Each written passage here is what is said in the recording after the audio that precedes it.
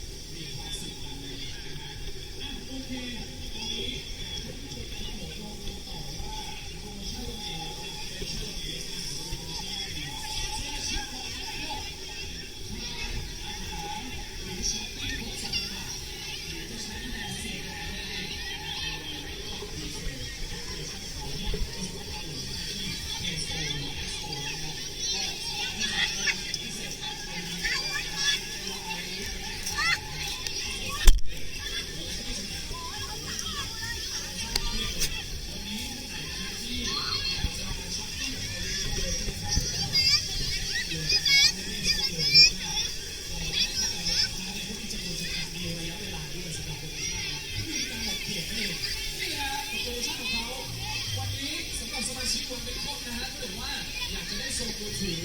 หรือปืนฉีดน้ำเก๋ๆก็สามารถที่จะสแนปแท็กแล้วก็แชร์ได้ก็ถ่ายรูปในงานเราแล้วก็ติดแฮชแท็กด้วยวันนี้เรามีแฮชแท็กกันด้วยนะครับทุกคนแฮชแท็กของเราก็คือวันแบงคอกวันลาปูนวันนี้ถ้าเกิดว่าใครที่แบบมาดูพี่บุรินใช่ไหมมาดูเจ้านายเจ้าขุนมาดูพ็อกซี่เนี่ยเวลาคุณแชร์ลงไปในโซเชียลก็อย่าลืมติดแฮชแท็กนี้ด้วยแล้วก็ปั่นเทรนด์X ให้ขึ้นอันดับหนึ่งด้วยนะเพราะว่าเราก็อยากจะไปดูว่าโมเมนต์แห่งความน่ารักของพวกคุณเนี่ยมันเป็นยังไงกันบ้าง